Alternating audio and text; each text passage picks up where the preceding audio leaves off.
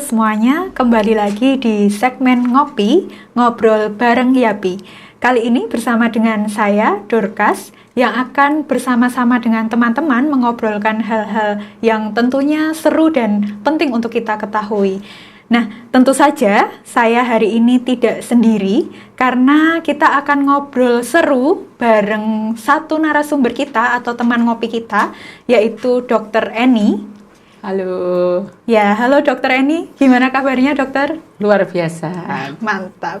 Dr. Eni ini adalah dokter umum dari LKP Suluh Kasih Bangsa yang giat melakukan promosi kesehatan di layanan primer. Seperti itu ya, Dok ya? Ya. Dan salah satu yang menjadi concern-nya adalah yang berkaitan dengan kesehatan reproduksi gitu ya, Dok. Betul, Mbak Dorcas. Ya, nah ini tema yang tentu sangat seru untuk kita ketahui karena kesehatan reproduksi ini masih sangat tabu, Dokter, untuk dibicarakan, terutama di kalangan anak-anak dan remaja, seperti itu ya. Dan bapak ibunya. Dan bapak ibunya, iya betul. Ketika bapak ibunya tabu membicarakan, akhirnya si anak-anak ini juga tabu ketika mendengarkan istilah reproduksi, seperti itu ya, Dok ya. Nah, mungkin bisa diceritakan sedikit, Dokter, mengapa Dokter akhirnya concern terhadap promosi kesehatan, salah satunya berkaitan dengan kesehatan reproduksi, seperti itu. Oke, kenapa? Karena masalah reproduksi itu biasanya paling sering muncul tuh di masa pubertas, karena pubertas itu kan mendahului masa reproduksi seorang manusia. Kita balik dulu sedikit boleh ya, Mbak ya? Iya, jadi, silakan, Dok. Kalau reproduksi itu kan dari kata re sama produksi, artinya menghasilkan kembali. Atau kalau kita terjemahkan itu adalah menghasilkan keturunan. Menghasilkan keturunan itu adalah bagian dari animal insting kita, insting kebinatangan kita gitu ya. Karena dengan kita menghasilkan keturunan, kita juga memastikan bahwa spesies manusia itu akan bisa bertahan di bumi ini gitu ya. Jadi reproduksi ini adalah bagian penting dari hidup kita. Nah, tugas reproduksi itu biasanya nanti akan mulai jatuh nih pada kita manusia pada waktu kita memasuki usia dewasa. Nah, persiapan menuju usia dewasa ini adalah ada masa transisi dari masa anak-anak ke masa dewasa, yaitu masa remaja. Jadi masa remaja ini adalah masa penting karena dia itu masa transisi, bahwa kita itu nanti akan menjadi orang dewasa yang salah satu tugasnya adalah melakukan tugas reproduksi. Nah, sayangnya gitu ya. Tugas reproduksi ini kan kalau di manusia itu kan nggak kayak di binatang ya, senggol jadi gitu ya. Tapi kalau di manusia itu selalu kita mulai dengan pembentukan sebuah institusi yang namanya adalah keluarga. Nah, artinya salah satu tugas menjadi orang dewasa itu juga adalah membentuk sebuah keluarga dan nantinya akan menghasilkan keturunan. Nah, ini tugas orang dewasa ini kan berat ya. Salah satunya kayak contohnya tugas orang dewasa nyari duit itu kan dipersiapkan juga gitu ya. Tapi kok tugas kesehatan reproduksi ini juga harusnya kita persiapkan. Nah, tugas ini akan muncul ke kita ini secara biologis ya, akan mulai muncul waktu kita mengalami masa pubertas alias masa remaja. Sayangnya lagi nih ya, masa remaja ini adalah golongan yang kayak seolah-olah ya itu paling terabaikan di kesehatan ya. Jadi golongan remaja ini memang golongan ya, mau nggak mau kita harus mengakui memang sulit ya. Pertama, karakteristiknya beda, pola penyakitnya juga sangat berbeda ya, jauh beda kayak misalnya anak-anak atau pada dewasa. Itu pola penyakitnya tuh remaja ini beda gitu. Gaya bicaranya pun beda, cara komunikasinya pun beda gitu ya. Kebutuhannya juga berbeda, tapi masanya itu sangat pendek, masanya pendek, terus nggak ada patokan waktunya kapan gitu ya kadang-kadang. Jadi makanya ini kelompok yang dengan tanda kutip itu terabaikan juga di kesehatan. Ini adalah kelompok yang paling terabaikan. Makanya saya pengen ini, saya bersama teman-teman di LKP Suluh Kasih Bangsa ini, kita melihat bahwa ini tuh masalah yang perlu kita atasi bersama. Jadi akhirnya kita jadi banyak terjun ke kesehatan reproduksi ini karena kita ingin nih mengajak teman-teman tenaga kesehatan dan juga teman-teman non tenaga kesehatan, terutama para guru dan orang tua, yuk kita mempedulikan remaja ini lebih besar lagi karena mereka sedang mengalami masa penting menuju masa dewasa. Oke, jadi seperti itu ya dok, latar belakangnya mengapa akhirnya dokter secara concern gitu ya memberikan pendidikan kesehatan reproduksi khususnya kepada remaja untuk mengisi ruang kosong gitu mungkin kali ya dok. Ya nggak kosong-kosong banget loh mbak. Nggak kosong. Iya, ruang yang belum sepenuhnya terisi. Iya, itu lebih cocok. Iya, mungkin gitu. Nah, sebelum lebih jauh dok, ketika kita bicara tentang kesehatan, itu kan sering kita juga dikaitkan dengan hak kesehatan seksual dan reproduksi gitu ya. Jadi ada kata seksual nih yang mengikuti kata reproduksi. Nah, sebetulnya sejauh apa sih dok perbedaannya kesehatan seksual dan kesehatan reproduksi seperti itu? Oke, kalau kesehatan seksual itu kan sebetulnya kata seksualnya berasal dari kata seks gitu ya. Kadang kalau kita dengar kata seks tuh bayangannya udah macam-macam gitu ya. Padahal kalau bahasa Inggris seks itu sama dengan jenis kelamin. Jadi ya sebetulnya kalau ngomong soal pendidikan seksualitas itu adalah pendidikan tentang mengenali jenis kelamin kita itu seperti apa gitu ya. Apakah kita laki-laki atau kita perempuan. Nah, laki-laki dan perempuan itu kan sifat fisiknya melekat gitu ya. Jadi kalau kita ngomong pendidikan seksualitas ya berarti kita ngomong soal sebetulnya tentang perkelaminan gitu, tapi kan nggak enak. Mending pendidikan seksualitas daripada pendidikan perkelaminan. Lebih enak kan didengar ya. gitu ya. Lebih enak didengar. Tapi itu pun masih banyak yang salah terima karena dianggap kalau namanya pendidikan seks itu kadang-kadang orang tua itu nganggapnya loh sekolah mengadakan pendidikan seks berarti anak saya mau diajarin berhubungan seksual. Iya, betul. Padahal itu beda sama sekali. Ini sebetulnya mau ngajarin gimana sih caranya menjadi laki-laki dan caranya menjadi perempuan. Karena gampangnya aja nih, anak baru lahir itu tahu namanya itu perlu diajarin nggak? Perlu. Iya, Tahu dia perlu. laki-laki perempuan kita ajarin nggak? Perlu lah. Iya. Kenapa kok berhenti cuma pas kecil? Iya, betul. Betul juga sih dok. Iya, jadi maksudnya harusnya tidak menjadi hal yang saru dalam tanda kutip gitu ya dok ya. Maksudnya kalau kita bicara tentang kesehatan seksual gitu ya. Harusnya enggak dong, kan saya wanita. Iya.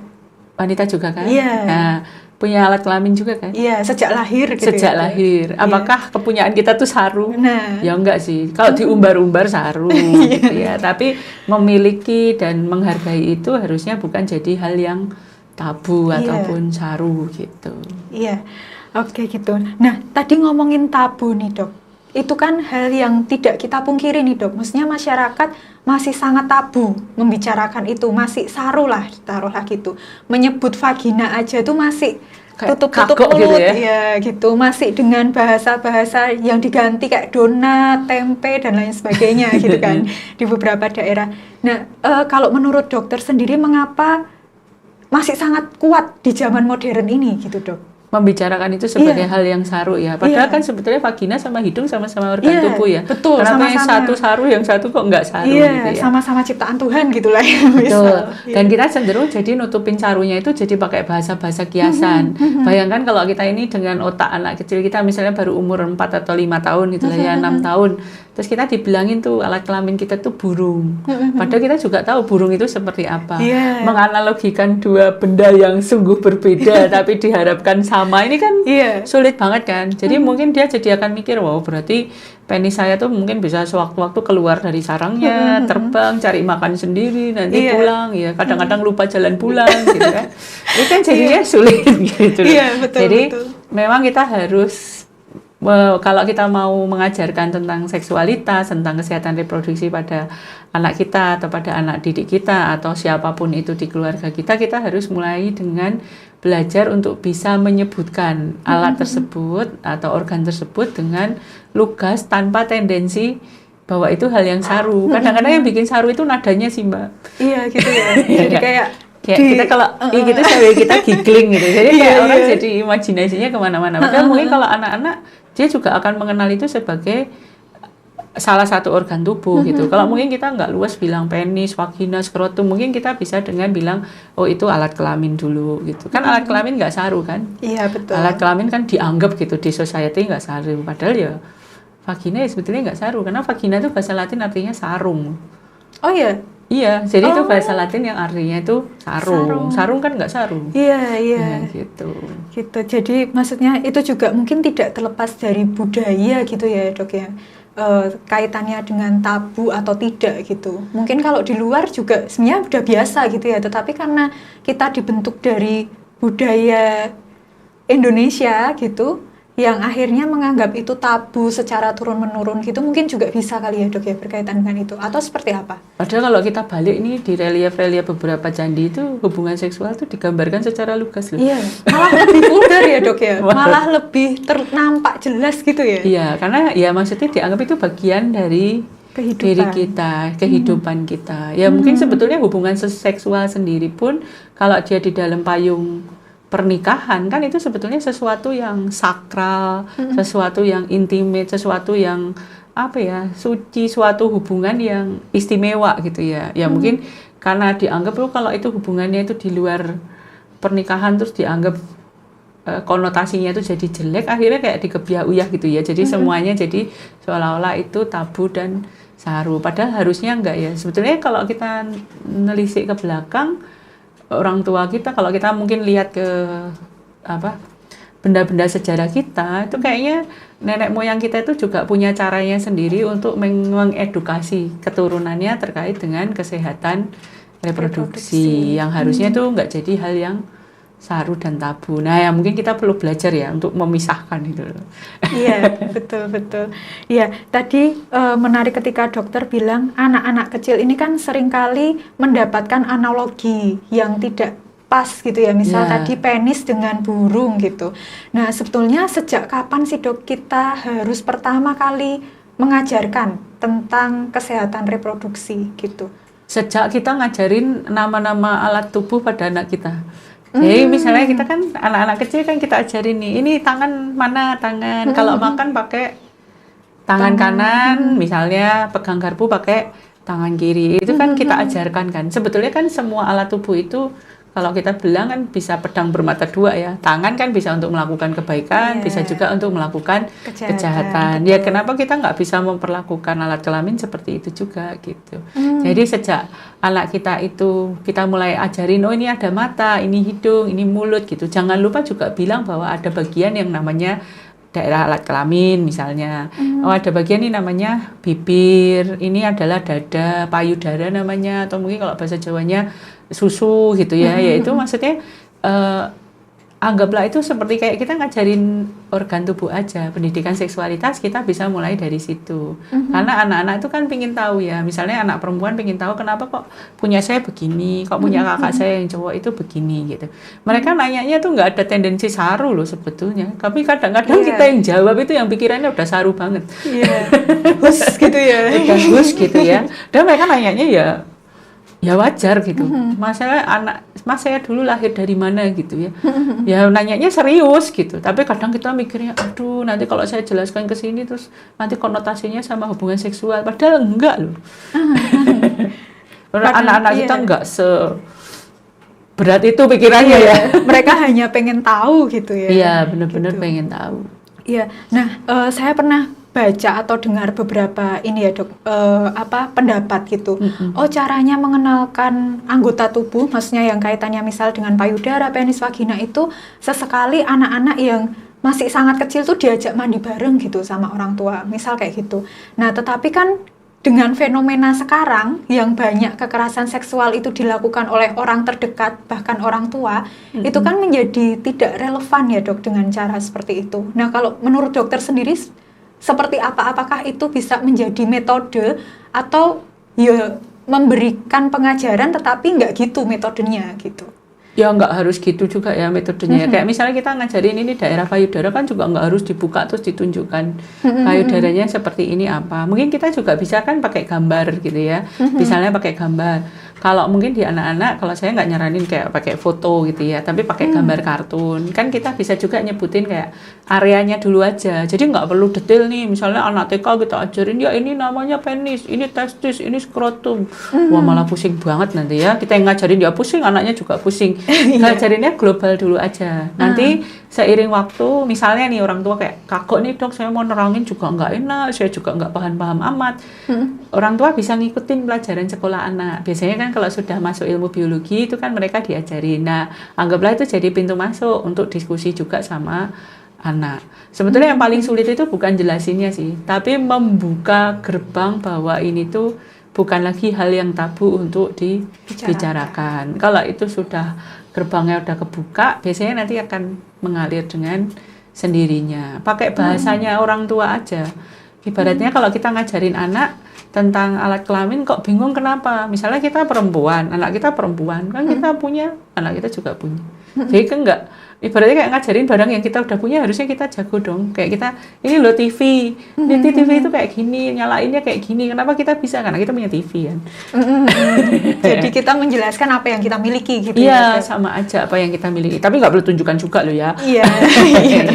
Tapi mandi bareng juga janganlah, jangan. Apalagi cukup dengan fenomena sekarang gitu ya. Ya, nanti malah itu jadi dianggap kayak pintu masuk gitu. Takutnya nanti dimanfaatkan oleh orang lain atau anak itu jadi mikir, oh kita udah ajarin anak kita ada bagian-bagian yang nggak boleh dilihat orang lain dan nggak boleh dipegang orang lain, nih kok malah kita bikin momen gitu ya, jangan. Iya. Gitu. Dan yang masih sering dilakukan gitu di masyarakat kita yang masih dianggap biasa itu kan mandiin anak di halaman rumah. Tuh. Mandiin anak di jalan gitu ya sambil disemprot-semprot selang dengan bugil gitu anaknya.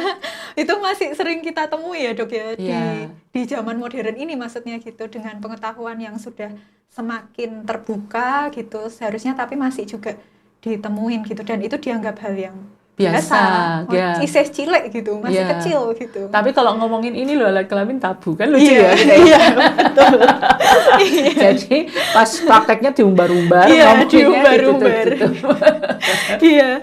Sama kayak kalau kita tuh ke kamar mandi nih, kan kita sering ya kayak misalnya ibunya ngajak anak cowok ke kamar mandi cewek. Nah itu sebetulnya jangan, karena itu bisa jadi pintu masuk kita untuk ngajarin tentang jenis kelamin ke anak, bahwa kita itu dibedakan, memang ada yang laki-laki, ada yang perempuan gitu.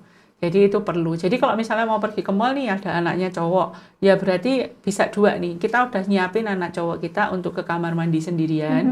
Ya sendirian bukan berarti kita nge-mall terus anaknya ke kamar mandi, tapi kan kita ibunya bisa jaga di depan pintu kamar mandi gitu kan. Atau kita ngajak anggota keluarga lain yang laki-laki, ayahnya atau mungkin kakak cowoknya gitu, yang bisa dampingi si anak ini ke kamar mandi gitu. Iya, betul sih Dok, itu masih sering terjadi ya dengan alasan nggak ada temennya, terus diajak masuk dan lain sebagainya. Ya, masih sangat sering terjadi dan ditemui. Betul. Gitu.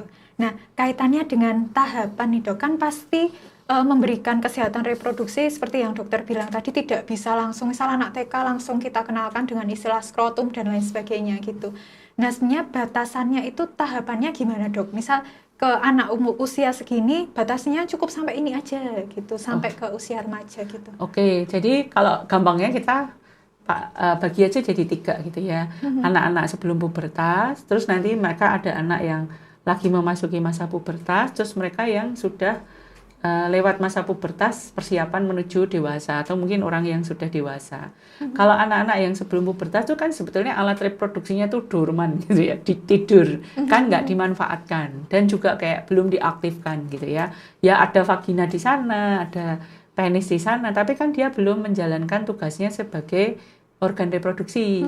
Nah yang kita bisa ajarkan pada mereka ya istilah dulu ya, ini namanya apa gitu. Tapi nggak usah terlalu detail, nggak apa-apa, jadi cukup globalnya. Oh ini namanya alat kelamin. Kalau misalnya belum bisa ngomong penis ya, kadang kalau misalnya pada anak yang kecil kita suruh bedain penis sama skrotum ya bingung juga ya gitu kan. Yang penting pokoknya ini daerah alat kelamin. Terus yang perlu kita ajarkan pada anak-anak kita sedari kecil itu justru adalah bagaimana melindungi diri supaya dia jangan sampai terkena pelecehan, apalagi sampai ke kekerasan seksual. Jadi kita harus ajarkan pada anak-anak kita itu sentuhan tidak baik gitu ya. Kalau sentuhan baik saya nggak terlalu setuju ya kalau oke sentuhan ada yang baik ada yang enggak gitu.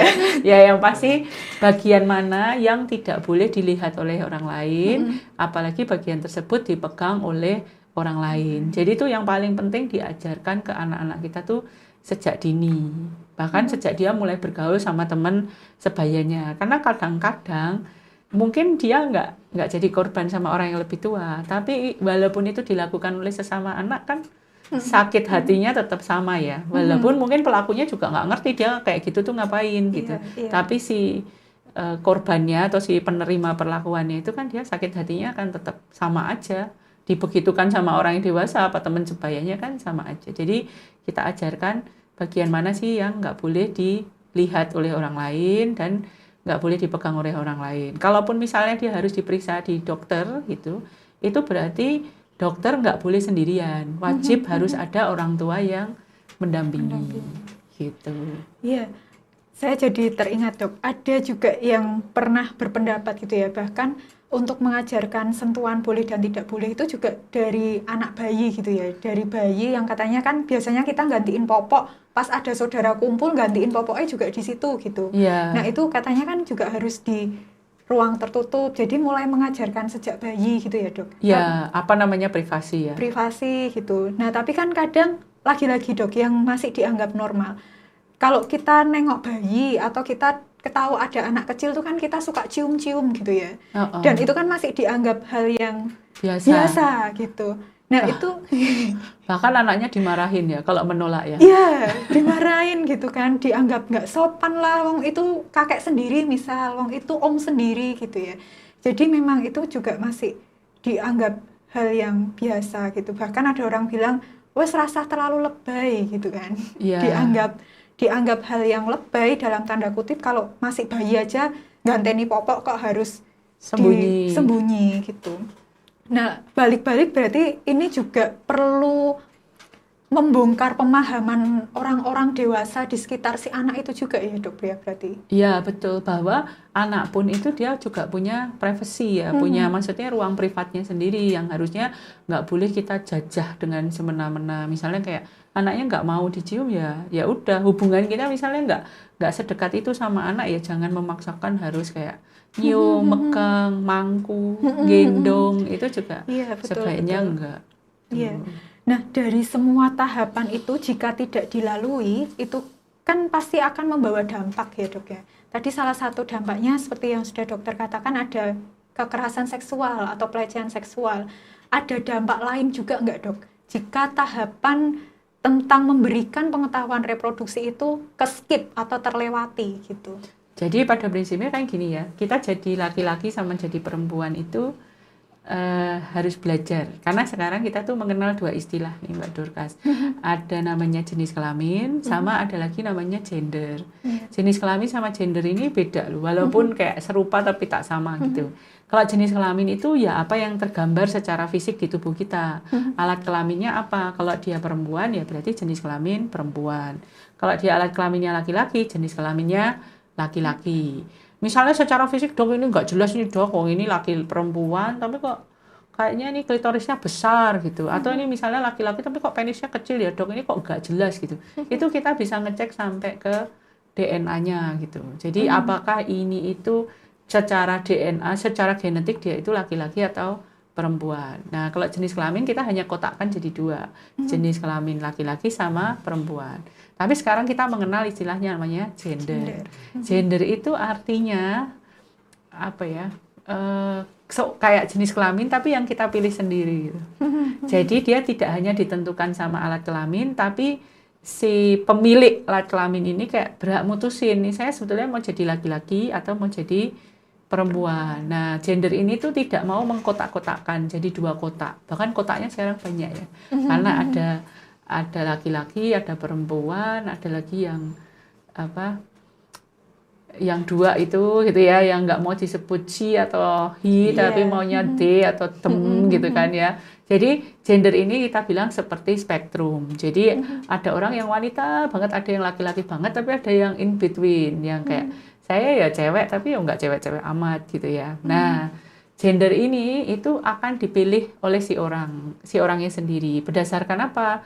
Ya sebetulnya berdasarkan alat kelamin. Tapi dia nggak milih berdasarkan alat kelaminnya pun bisa. Karena dia berdasarkan pengalaman seksual dia, pengalaman sosial dia, pengaruh-pengaruh dari luar, itu juga menentukan dia nanti mau memilih jadi gender apa.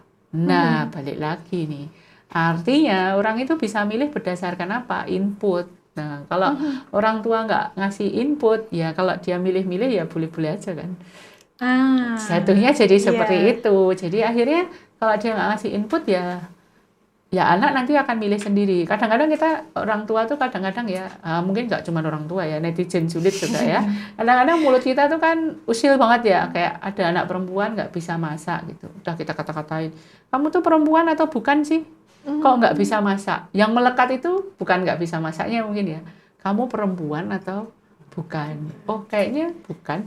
Iya, jadi mempertanyakan. Karena masa-masa waktu dia masih kecil itu kan dia mempertanyakan jenis kelaminnya, mempertanyakan kok saya beda, kenapa saya nggak boleh jadi itu, gitu. Nah itu masa-masa penting untuk dia nentuin gender. Nanti waktu dia pubertas itu juga jadi masa-masa penting untuk dia nentuin gender lagi, karena waktu masa pubertas itu dia akan mengalami perubahan fisik yang dahsyat, yang seringkali itu rasanya tuh nggak menyenangkan. Jadi apa ya, godaan untuk kayak saya pilih gender yang satunya aja deh, kayaknya lebih simpel deh. Apalagi saya juga sama orang-orang dikatain, kamu cewek apa cowok sih? Kamu cowok apa cewek? Gitu kan.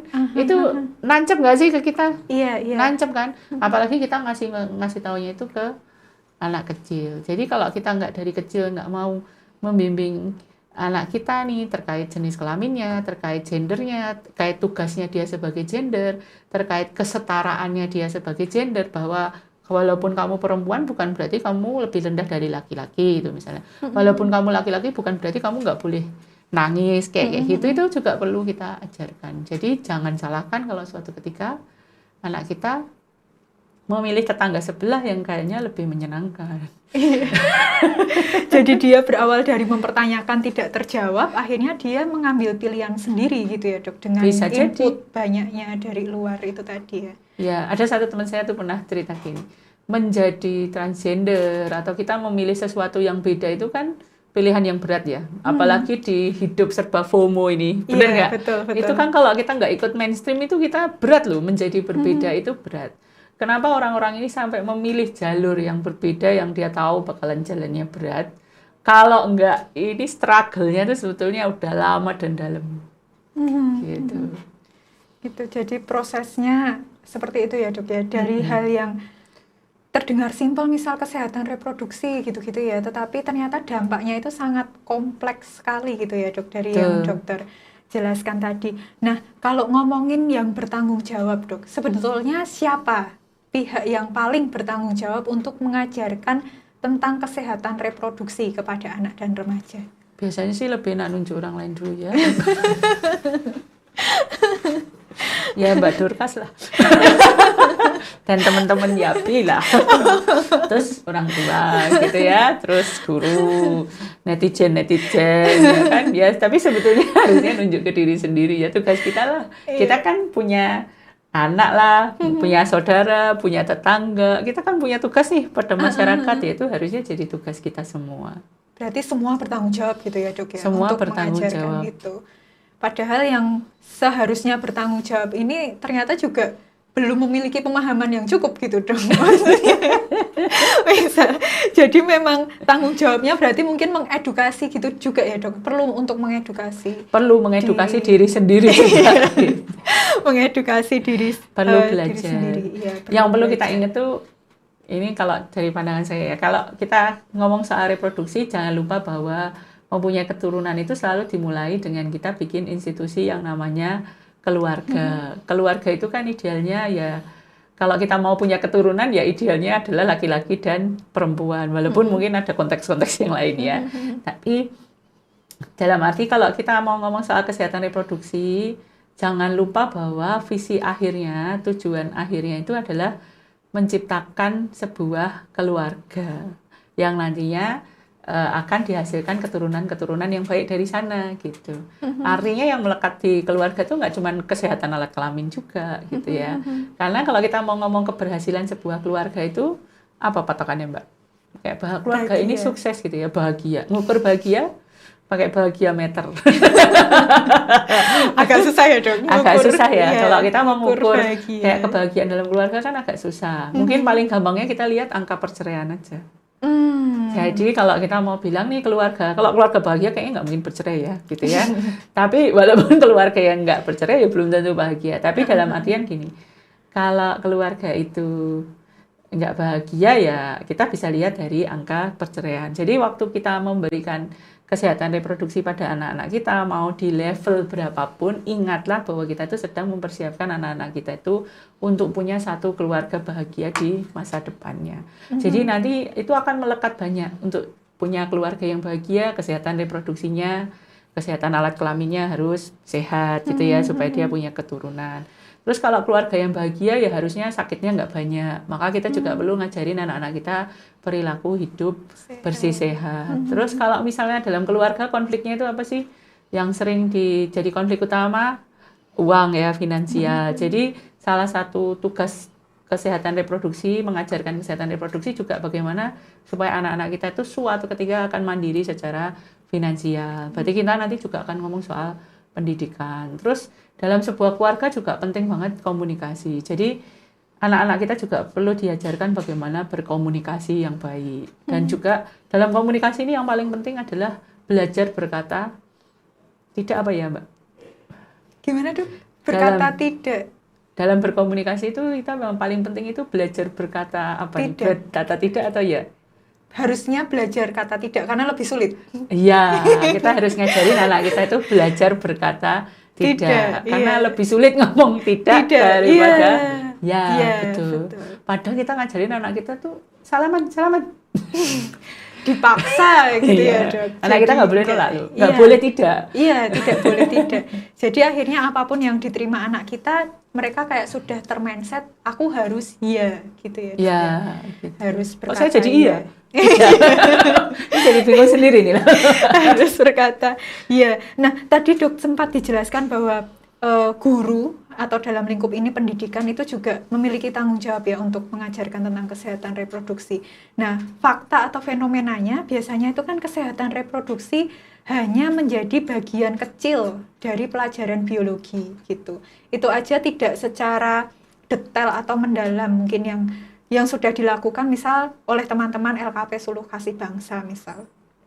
Nah, ngomongin pendidikan itu kan ngomongin sistem, Dok, dan kesehatan reproduksi ini sepertinya belum dianggap penting untuk masuk ke dalam sebuah sistem pendidikan atau di pelajaran. Nah, itu menurut dokter seperti apa? Padahal kan itu hal yang penting banget gitu, Dok.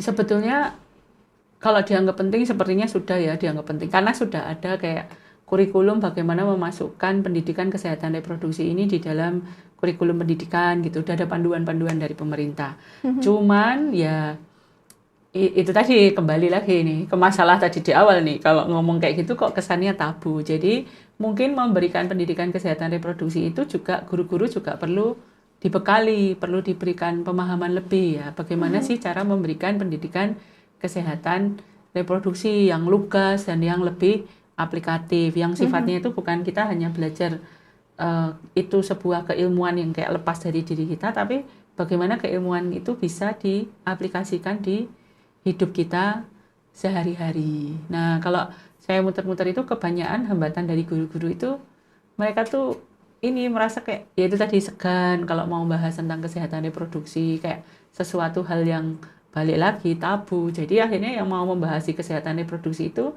jatuh-jatuhnya ya memang hanya guru IPA atau guru biologi gitu ya. Kadang-kadang nanti dibantu sama guru olahraga atau guru UKS-nya, tapi itu pun jarang ya. Biasanya kayak ya udahlah anak-anak cukup tahu dari pendidikan. Nah, itu mungkin yang perlu kita gaung-gaungkan lagi adalah bagaimana sih nggak cuma sekedar ada kurikulumnya, tapi kita juga membekali guru-guru bagaimana sih cara memberikan pendidikan kesehatan reproduksi yang lebih aplikatif. Balik lagi jadi tugasnya Mbak Dorka. Mengubah para pendidik, perspektif para pendidik gitu ya, Dok ya. Iya, karena kami pernah mendengar sharing dari sebuah teman yang dia memproduksi film Payung Dara. Mungkin dokter pernah mendengar itu. Jadi Payung Dara ini sebetulnya dia sedang mengajarkan atau membuka pintu untuk mengajarkan anak tentang kesehatan reproduksi, karena di dalam situ kan misal diceritakan seorang anak perempuan yang mengalami pertumbuhan payudaranya tetapi dia segan untuk bilang dia butuh BH misal, atau ukuran payudaranya dia juga masih belum paham gitu, sedangkan dia tidak dapat dari orang tuanya. Nah, di dalam film itu juga Dok digambarkan bahwa ternyata salah satu yang membuat kadang anak trauma untuk membicarakan itu malah dari tenaga pendidik gitu. Karena dari gurunya malah kadang jadi olok-olokan gitu-gitu. Nah, ketika film ini mau dibawa ke sekolah-sekolah, kebanyakan yang menolak adalah sekolah yang berbasis agama, Dok. Karena dianggap terlalu porno, terlalu vulgar gitu. Nah, kembali lagi Dok, apakah itu juga kaitannya dengan SDM-nya atau memang lembaga-lembaga yang salah satunya lembaga pendidikan yang berbasis agama itu cenderung menganggap lebih tabu membicarakan ini dibanding masyarakat umum? Kalau dokter melihat fenomenanya seperti apa? Kalau saya justru gini, kalau dari itu pendidikan agama sebetulnya, nah itu tadi, kita tuh kadang suka memisahkan ya, bahwa kayak seksualitas, hubungan seksual itu sesuatu yang tabu. Tapi kalau kita mau balik lagi ke agama, yang mensahkan sebuah hubungan seksual ya agama loh. Kan institusi pernikahan itu kan yang mengesahkan adalah agama. Jadi kalau saya biasanya kalau kita ini di satu institusi yang berbasis agama ya kita kaitkan bahwa pendidikan seksualitas bukan pendidikan yang berdiri sendiri. Pendidikan kesehatan reproduksi bukan kegiatan yang berdiri sendiri. Tapi ini tuh sedang mempersiapkan anak-anak kita untuk membentuk sebuah keluarga. Dan keluarga adalah institusi yang sakral gitu di dalam agama. Jadi harusnya agama-agama ini juga mendukung kan. Karena ini institusi yang sakral, kita sedang mempersiapkan orang-orangnya supaya nanti waktu memasuki institusi yang sakral ini ya benar-benar mereka akan menjalankan itu dengan sakral gitu. Itu kita bisa masuk ke sana. Nah, makanya ya itu mungkin ya perlu perubahan mindset ya bahwa hubungan seksual itu sebetulnya bukan sesuatu yang tabu, dosa atau menjijikan selama dia itu berada di dalam payung institusi keluarga kan kita nggak pernah nyalahin ya orang sudah menikah suami istri berhubungan suami istri apa itu tabu? Tidak. Tapi kok kayaknya kalau hubungan seksual bisa sendiri jadi tabu. Iya, gitu. Nah, itu yang perlu ya mungkin itu perlu kita sama teman-teman YAPI juga kita perlu mendengung-dengungkan lagi ya, menggaung-gaungkan. Jangan sampai malah jadi ya itu seolah-olah berbasis agamanya jadi seolah-olah jadi lebih tabu, tapi malah justru berbasis agama berarti kita ada institusi yang sakral namanya keluarga, pendidikan kesehatan reproduksi termasuk mempersiapkan anak-anak kita untuk memasuki itu. Ya. Ada penelitian yang menarik nih sebetulnya Mbak. Boleh ya? Boleh ya? Boleh Dok. Jadi di luar negeri itu mereka juga melihat tuh kebahagiaan sebuah keluarga itu dilihat ya gampangnya dari perceraian gitu kan ya. Nah, angka perceraian kita tuh kayaknya nggak ada kecenderungan turun ya, selalu betul. Kayak naik terus gitu ya. Nah, peneliti-peneliti ini meneliti nih. Memang penyebab perceraian itu apa sih gitu ya? Itu unik-unik tuh hasil temuannya. Ada yang bilang gara-gara warna kulit nih, karena ternyata kalau warna kulitnya lebih gelap, angka perceraiannya lebih tinggi. Jangan-jangan bercerai gara-gara warna kulit gitu ya. Ini awal-awal kan kayak gitu. Terus ternyata setelah ditelusur-telusur gitu ya, penelitiannya ini di negara Amerika. Nah ternyata kalau yang warna kulitnya lebih gelap ini ternyata tingkat pendidikannya, tingkat sosial ekonominya itu ternyata lebih rendah. Jadi terus ini bukan warna kulit ini kayaknya karena pendidikan sama sosial ekonomi. Memang pendidikan menentukan apa? Balik lagi menentukan ekonomi. Jadi ternyata penelitian ini bikin kesimpulan bahwa penyebab perceraian nomor 1 sebetulnya adalah finansial. Jadi kalau belum siap secara finansial, kemungkinan perkawinan itu akan berakhir dengan perceraian gitu. Jadi penting banget untuk memasuki sebuah institusi yang namanya keluarga siap secara finansial. Siap secara finansial itu kan akan lebih gampang cari kerja kalau nyekolah daripada nggak nyekolah. Jadi kaitannya nanti sama pendidikan gitu. Terus peneliti ini nyari lagi lah, nggak puas kan. Ternyata kalau orang-orang kaya, perceraiannya juga banyak ya. Kita juga lihat berita, udah kaya, udah finansial gampang gitu. Ya masih bercerai kita. Bercerai juga ditanya-tanya nih, masalah kedua selalu masalahnya katanya komunikasi. Ini kayak film ya, ibarat dalam maut ya. Katanya masalah komunikasi ya kan ya. Katanya masalah komunikasi. Oke lah, Berarti kalau masalah komunikasi ya gampang lah bisa diperbaiki. Jadi kalau perceraian pernikahan yang udah di ujung tanduk perceraian, kita konseling, betul nggak? Konseling kan nanti diajarin, gini loh sebetulnya masalahnya gini. Jadi nanti tolong ya diganti ya tone-nya ya, tone suaranya ya, tolong lebih terbuka ya, gitu kan? Itu kan upayanya nih. Ternyata udah dikonseling, yang kembali tidak bercerai kok sedikit sekali. Terus akhirnya mundur nih. Atau mungkin jangan-jangan kita kasih mereka pendidikan komunikasi itu jangan setelah menikah, sebelum menikah dong. Nah, supaya nanti setelah menikah kan hubungannya masih manis, komunikasinya terjalin baik, nggak ada perceraian. Akhirnya ada namanya pendidikan pranikah. Semua agama punya nih ya kayaknya. Iya, ya. sekarang pendidikan semua. agama. Oh, ada yang 2 hari, ada yang 6 bulan. Iya. Ya. Betul Diajarin sekali. nih cara berkomunikasi. Iya. Wih, sukses nih, nggak akan ada perceraian nih harapannya. Ternyata perceraiannya masih banyak. Setelah ditelusurin, kenapa? Karena cara berkomunikasi, watak seseorang, kepribadian seseorang itu sudah menetap waktu dia masuki usia 18 tahun. Jadi sangat sulit untuk merubah itu. Jadi waktu kalau ini tuh ibaratnya udah bentuknya udah kotak sama kotak gitu ya. Kita mau rubah jadi bulat-bulat ini susah karena bentuknya itu udah kotaknya itu udah kencang banget gitu ya. Waktu dia mau memasuki masa menikah. Maka akhirnya mundur lagi.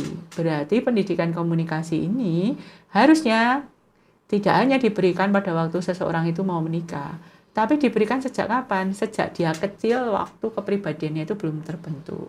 Nah, salah satu pendidikan komunikasinya itu adalah berani berkata tidak, bisa mengambil keputusan. Itu diajarkan jadi bagian penting dari kesehatan reproduksi yang kita sebut sebagai life skill. Gitu. Jadi pendidikan kesehatan reproduksi itu jangan dipandang hanya ngomong soal alat kelamin, terus nanti menggunakan alat kelamin apalagi ya. Tapi jauh lebih besar dari itu, karena tujuan dari kesehatan reproduksi adalah reproduce, menghasilkan keturunan. Dan kita jangan lupa kalau kita manusia sebelum menghasilkan keturunan, sebelumnya ada institusi dulu yang namanya keluarga. Oke, cukup seru dan kompleks ternyata ya Dok ya berbicara tentang kesehatan reproduksi ini gitu ya. Nah Dok, ketika melakukan edukasi gitu ya, entah dokter mungkin di sekolah atau di masyarakat umum, ada nggak Dok hal yang lucu atau bahkan miris kok sampai segitunya banget gitu yang dokter temuin gitu? Oke, apa ya? Kalau di persiapan pubertas tuh lucu juga ya. Jadi buat anak-anak perempuan pengalaman paling horor dalam hidup itu ternyata ini kayaknya 70% mungkin ya. 70% anak-anak perempuan itu bilang pengalaman paling horor dalam hidup menjelang pubertas adalah beli bra atau BH sama ibunya ya, okay ya. Karena belinya biasanya tuh ibunya nyari yang paling diskon ya, yang kayak udah dirak-rak gitu. Terus barangnya diambilin satu-satu dan anaknya dipaksa mencoba di situ ya kan. Wah, itu horor banget ya. Makanya kenapa kok anak-anak kita itu kalau saya tanya, ada yang tahu nggak ukuran BH-nya berapa gitu? Rata-rata nggak tahu karena ya itu tadi, wah saya daripada tahu-tahu gitu dok, mendingan titip mama aja. Saya nggak usah ikut, pokoknya tiba-tiba tuh BH itu udah ada di rumah. Mau kebesaran, mau kekecilan, pokoknya kita pakai aja. Karena protes berarti maut. Gitu ya.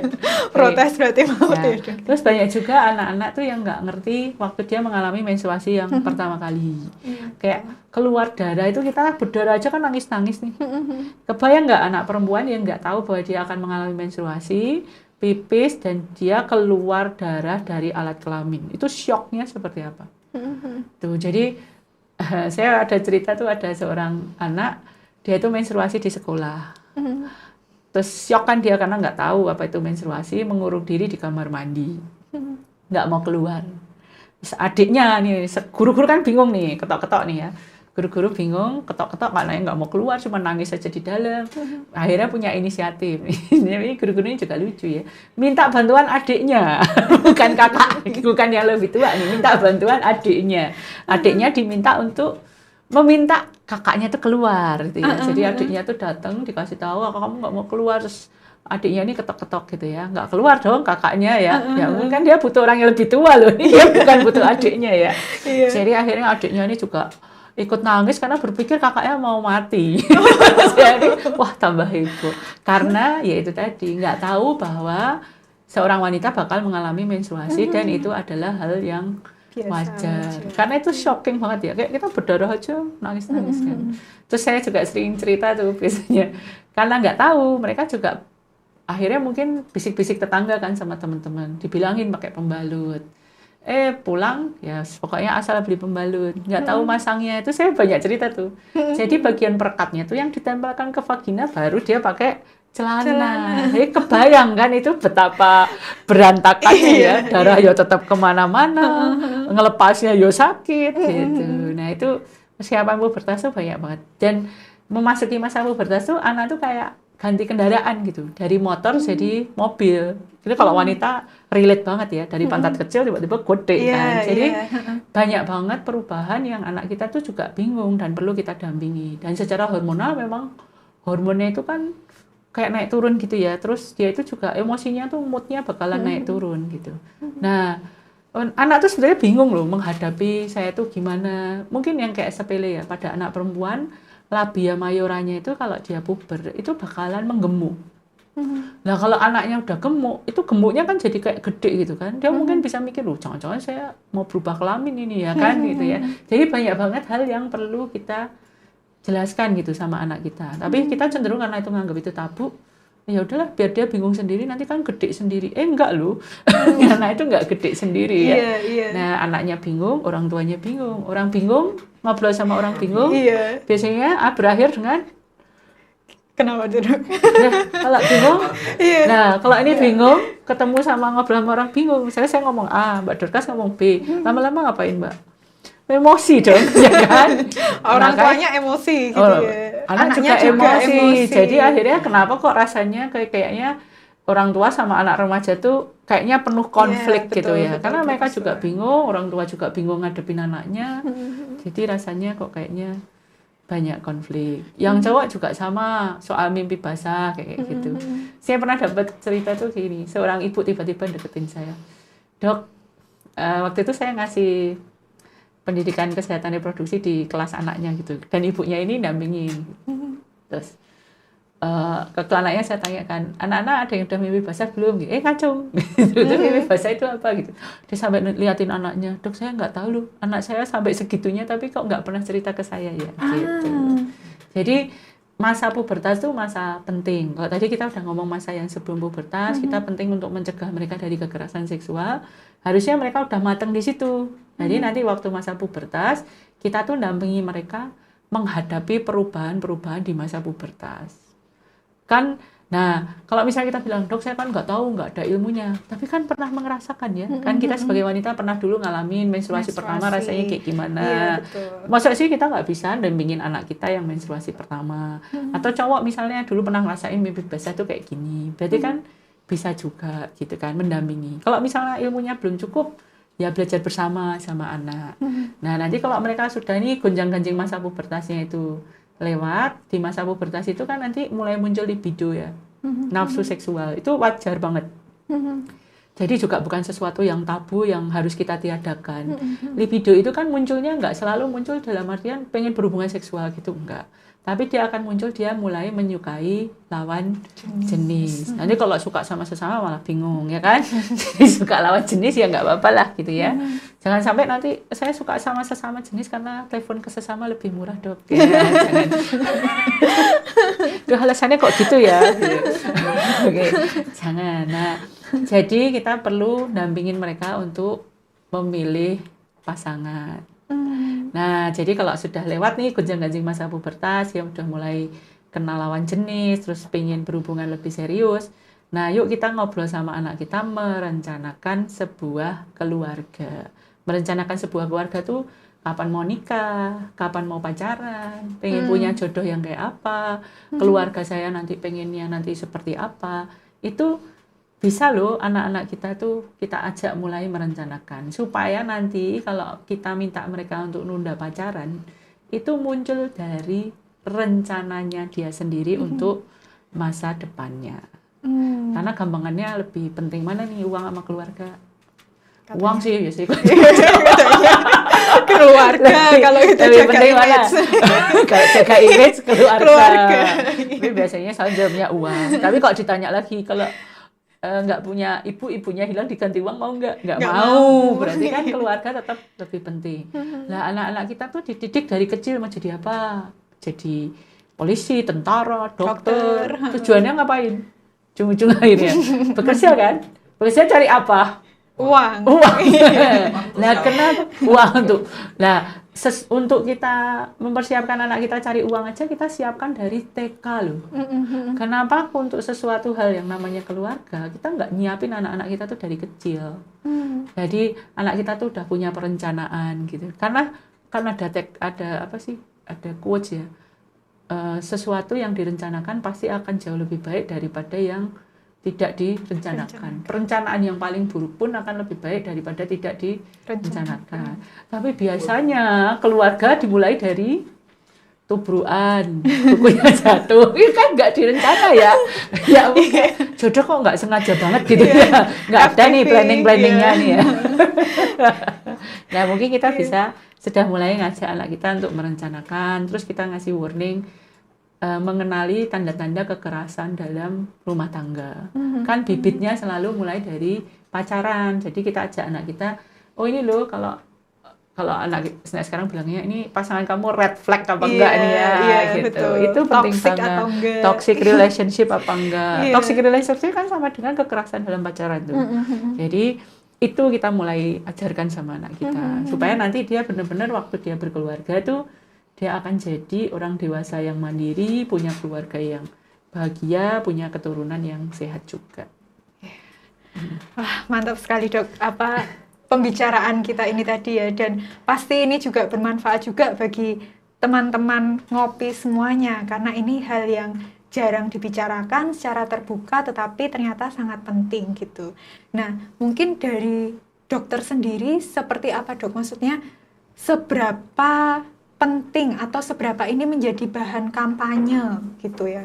Jadi kalau kita ngelihat berita sekarang itu serem juga ya, karena kekerasan seksual kita itu kayaknya sudah gawat darurat ya. Gawat darurat tuh sangat mengancam dan harus segera ditangani dengan segera.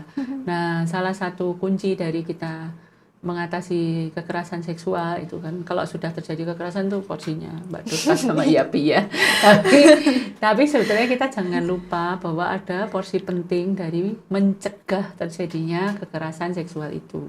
Nggak cuma menciptakan ruang-ruang aman gitu ya buat anak-anak kita, tapi karena kita kan nggak bisa menjamin ya bahwa anak-anak kita itu akan selalu berada di dalam ruang aman yang bisa kita pantau. Suatu ketika kan mereka juga akan keluar gitu ya, akan bertemu dengan banyak orang.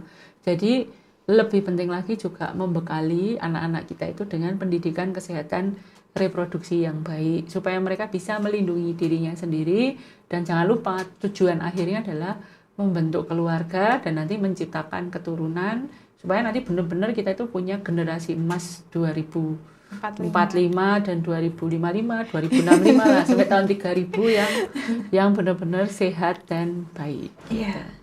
Oke, berarti itu ya korelasinya ya Dok ya. Ini menjadi hal yang penting untuk terus kita gaungkan, terus kita kampanyekan berkaitan dengan pendidikan kesehatan reproduksi, karena itu akan berdampak sangat luas dan berkaitan erat dengan masa depan si anak itu sendiri, seperti itu. Okay. Nah, sebagai penutup Dok, ada tidak pesan yang dokter sampaikan, mungkin yang bisa dokter sampaikan kepada anak, kepada orang tua, dan kepada kita semua bagian dari masyarakat itu Dok? Oke. Kalau kepada masyarakat dulu ya, kayaknya paling gampang ya. Pada kita semua lah ya, bahwa pendidikan kesehatan reproduksi itu adalah tanggung jawab kita semua. Entah kita sebagai orang tua, entah kita itu sebagai kakak, kita sebagai pendidik, kita sebagai tetangga, bahkan ya mungkin kita sebagai saudara, sepupu, kakak, itu kita semua punya tugas dan tanggung jawab untuk kita juga menjalankan pendidikan kesehatan reproduksi itu di orang-orang, terutama anak-anak di sekitar kita. Kalau buat anak-anak kita, memang kita hari-hari ini harus lebih waspada ya, karena kekerasan seksual kita juga, kita tahu beritanya itu meningkat, godaan kesehatan reproduksi itu juga meningkat. Maka kita harus jadi anak itu yang aktif, dan kita itu jangan lupa selalu mencari kegiatan-kegiatan yang positif. Terus selalu kita itu apa ya, mencari pertemanan nggak cuma sama teman-teman yang sebaya, tapi kita juga punya orang tua, punya guru, atau punya orang-orang tua lain yang bisa jadi tempat kita itu untuk bercerita dan berkeluh kesah. Oke. Terima kasih sekali Dokter Eni, obrolan Sama-sama. kita sangat seru dan pasti sangat bermanfaat juga untuk teman-teman ngopi gitu. Dan di waktu-waktu mendatang kita mungkin bisa ngobrol lagi yang lebih dalam berkaitan dengan topik-topik lain yang itu juga menjadi fokus isu khususnya di lingkup anak-anak dan remaja. Seperti itu, Dok. Siap. Sukses terus Dokter, Terima sampai kasih. berjumpa di lain kesempatan dan kami tunggu juga cerita-cerita lucu dan serunya gitu di dalam proses memberikan pendidikan kesehatan dan reproduksi. Dan untuk teman-teman ngopi semuanya, terima kasih sudah bersama-sama dengan obrolan kami ini tadi, dan pasti harapannya obrolan ini dapat bermanfaat. Dan pesannya terus gaungkan, terus kampanyekan bahwa kesehatan reproduksi ini adalah hal yang penting untuk terus kita suarakan demi masa depan anak-anak kita yang jauh dari kekerasan seksual. Seperti itu. Terima kasih, sampai jumpa di ngopi selanjutnya. Terima kasih.